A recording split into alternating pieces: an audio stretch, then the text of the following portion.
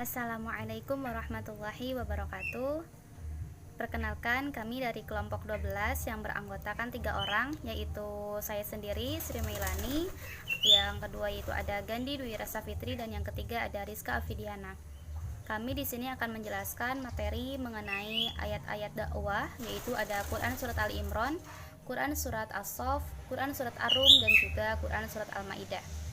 Untuk itu, materi yang pertama mengenai Quran Surat Al-Ma'idah akan dijelaskan oleh Saudari Gandhi Dwi Wirasa Fitri. Kepadanya dipersilahkan. Dalam surat Ali Imran ayat 19 ini mempunyai keterkaitan dengan ayat 85. Bismillahirrahmanirrahim. Inna dinna indallahi Islam. Wa mahtalafal lazina utu kitaba illa mim ba'di maja'ahumul ilmu bagiyam bainahum. Wa may yakfur bi ayatillahi fa innallaha sari'ul hisab. Yang artinya adalah, sesungguhnya agama yang diridhoi di sisi Allah hanyalah Islam. Tiada berselisih orang-orang yang telah diberi Alkitab kecuali sesudah datang pengetahuan kepada mereka, karena kedengkian yang ada di antara mereka. Barang siapa yang kafir terhadap ayat-ayat Allah, maka sesungguhnya Allah sangat cepat hisabnya. Menurut tafsir Jalalin adalah, sesungguhnya agama yang diridhoi di sisi Allah ialah agama Islam, yakni syariat yang dibawa oleh para rasul dan dibina atas dasar ketauhidan. Menurut satu qiraah dibaca anna sebagai badal dari inna, yakni badal istimal. Tidaklah berselisih orang-orang yang diberi kitab, yakni orang-orang Yahudi dan Nasrani dalam agama. Sebagian mereka mengakui bahwa mereka lah yang beragama tauhid, sedangkan lainnya kafir, kecuali setelah datang kepada mereka ilmu tentang ketauhidan disebabkan kedengkian dari orang-orang kafir di antara sama mereka. Siapa yang kafir pada ayat-ayat Allah, maka sesungguhnya Allah cepat sekali perhitungannya, maksudnya adalah pembalasannya. Sedangkan tafsiran menurut Quraisy Shihab adalah, agama yang benar dan diterima di sisi Allah adalah agama yang membawa ajaran tauhid dan tunduk kepada Allah dengan penuh keikhlasan.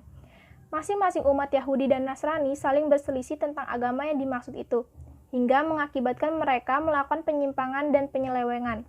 Perselisihan yang terjadi di antara mereka itu bukan disebabkan oleh ketidaktahuan mereka, karena mereka sebenarnya sudah tahu, tetapi lebih disebabkan oleh rasa saling iri dan dengki mereka. Biarkan orang yang mengingkari tanda-tanda Allah, tanda-tanda kekuasaan Allah menanti perhitungan Allah yang cepat itu. Di dalam surat Ali Imran ayat 19, menurut Ibnu Katsir mengandung pesan Allah bahwa tiada agama di sisinya dan yang diterimanya dari seorang pun kecuali Islam, yakni mengikuti rasul-rasul yang diutusnya setiap saat hingga berakhir dengan Muhammad SAW. Dengan kehadiran beliau, maka telah tertutup semua jalan menuju Allah Subhanahu wa Ta'ala, kecuali jalan dari arah beliau. Pendapat Ibnu Katsir di atas didasarkan pada firman Allah Subhanahu wa Ta'ala dalam surat Ali Imran ayat 85 yang berbunyi, "Wa may yabtaghi ghairah islami dinan falay yuqbala min wa huwa fil akhirati minal hasirin." Yang artinya adalah, dan barang siapa mencari agama selain Islam, dia tidak akan diterima dan di akhirat dia termasuk orang yang rugi. Jika kita mencermati ayat-ayat Al-Quran, maka tidak ditemukan kata Islam sebagai nama agama, kecuali setelah agama ini sempurna dengan kedatangan Nabi Muhammad SAW. Oleh karena itu, tidak keliru jika kata Islam dalam surat Ali Imran ayat 19 dimaknai dengan ajaran yang dibawa oleh Nabi Muhammad SAW, dan sebagai bukti legalitas agama Islam di sisi Allah Subhanahu wa Ta'ala. Sebab secara teologis maupun sosiologi, itulah nama ajaran yang disampaikan olehnya. Quran Surat As-Saff ayat 9. Bismillahirrahmanirrahim. Huwallazi arsala rasulahu bil huda wa dinil haqqi liyudhhirahu 'ala dini kullihi walau karihil musyrikun. Artinya, dialah yang mengutus Rasulnya dengan membawa petunjuk dan agama yang benar untuk memenangkannya di atas segala agama, meskipun orang-orang musyrik membencinya. Pada ayat ke-9, ayat ini menegaskan bahwa Allah telah mengutus Nabi Muhammad SAW dengan tugasnya menyampaikan agamanya kepada seluruh manusia. Dengan lahirnya agama Islam, maka agama yang ada sebelumnya dinyatakan tidak berlaku lagi. Agama Islam mengungguli agama-agama lain sesuai dengan kehendak Allah. walaupun orang-orang musyrik tidak menyukainya. Kemudian kandungan ayat ini juga dijelaskan dalam tafsir Jalalain, yaitu dialah yang mengutus Rasulnya dengan membawa petunjuk dan agama yang benar agar dia memenangkannya. Maksudnya menjadikannya berada di atas segala agama-agama, yakni di atas semua agama yang bertentangan dengannya, meskipun orang-orang musyrik benci akan hal tersebut. Baik, di sini saya akan menjelaskan mengenai Quran surat Al-Maidah ayat ketiga. Sebelumnya saya akan membacakan penggalan ayatnya terlebih dahulu.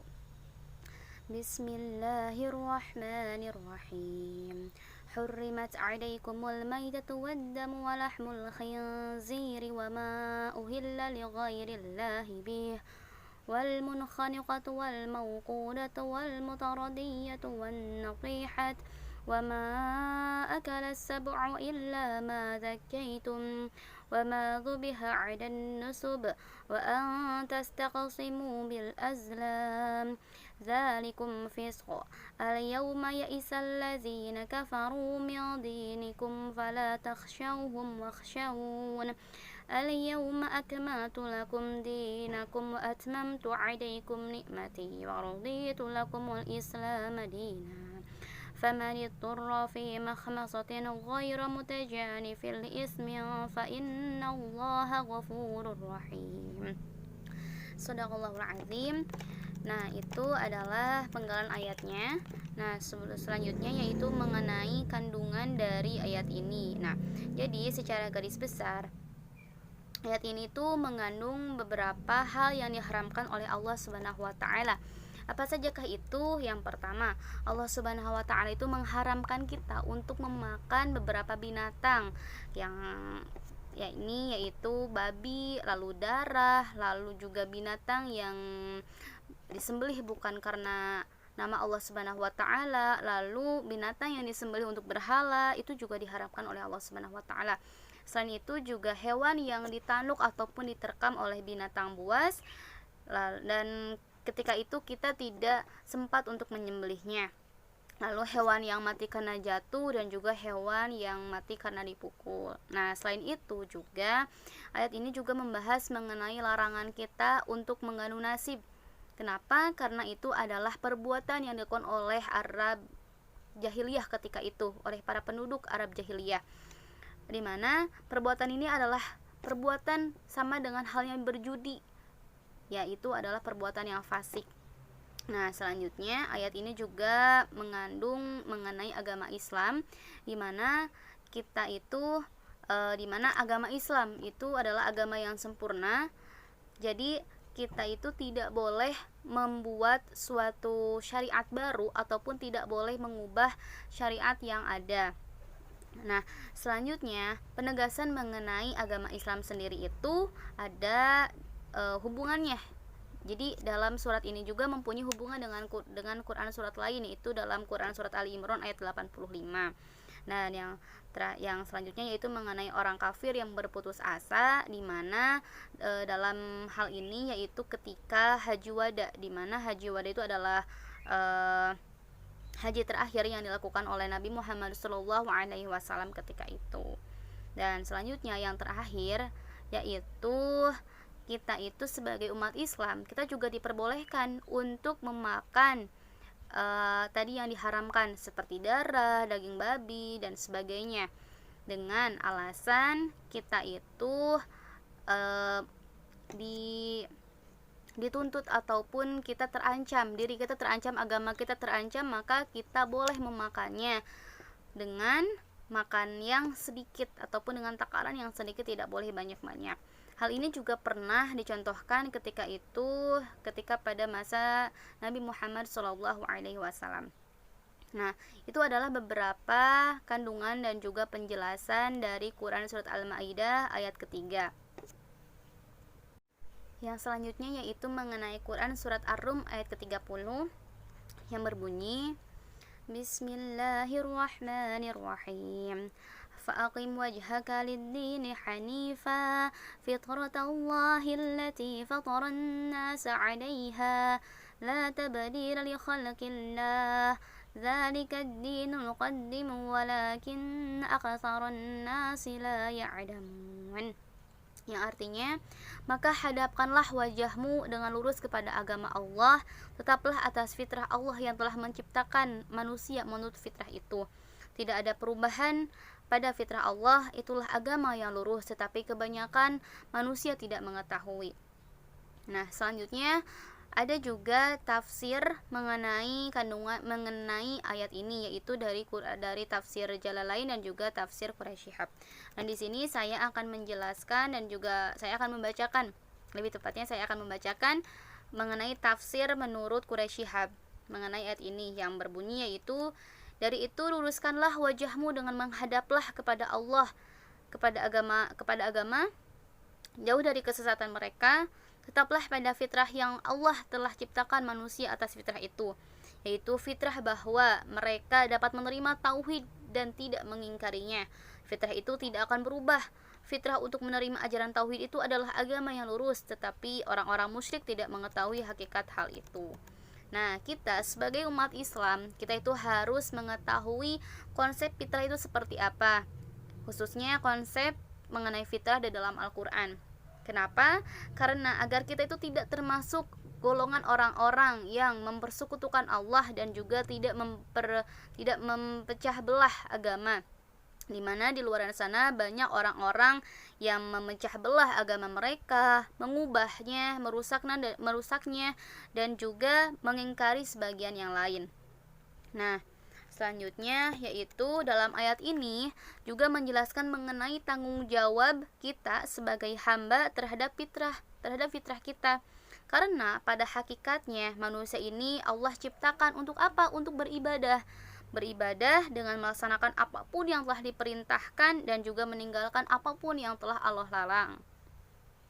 Karena kita dilahirkan ke dunia ini membawa fitrah keimanan sebagaimana tadi dijelaskan di dalam Quran surat Ar-Rum ayat ke-30. Nah, ayat di atas juga menyatakan bahwa agama Islam itu adalah agama fitrah. Artinya, agama itu dirancang oleh Allah Subhanahu wa taala sesuai dengan fitrah ataupun sifat asli kejadian manusia.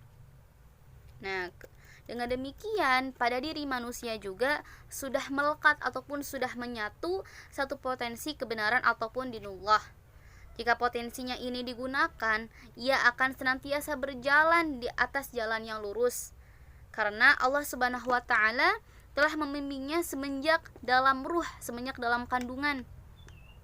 Nah, potensi ruhiyah ialah potensi yang diletakkan pada hati nurani kita untuk membedakan dan juga memilih mana jalan yang baik dan juga mana jalan yang batil. Nah, selanjutnya yaitu mengenai meluruskan wajahmu kepada agama yang hanif, yaitu mengerucut maknanya kepada sesuatu perbuatan yang baru dan juga berulang-ulang. Representasi termaksud kepada perintah terdapat makna suatu penolakan atas dasar akidah dan mental yang mungkin akan terjadi. Nah, itu serta di dalam Quran surat Ar-Rum ini juga menjelaskan bahwa akidah seseorang itu akan mempengaruhi amal perbuatannya secara positif, di mana semakin tinggi keyakinan seseorang terhadap Allah Subhanahu wa taala, maka semakin tinggi pula amal derajat perbuatan tersebut. Nah, itu juga sebaliknya, apabila semakin turun keyakinan seseorang terhadap Allah, maka semakin rendah pula derajat amal perbuatan di hadapan Allah Subhanahu wa taala.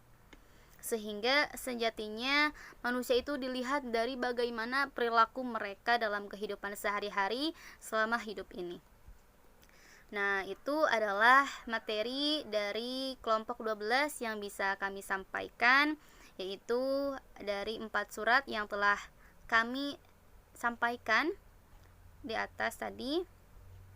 Sebelumnya, kami dari kelompok 12 memohon maaf apabila banyak kesalahan dan juga kekurangan dalam penjelasan materi ini. Kurang lebihnya kami mohon maaf. Terima kasih atas perhatiannya. Wabillahi taufiq wal hidayah. Wassalamualaikum warahmatullahi wabarakatuh.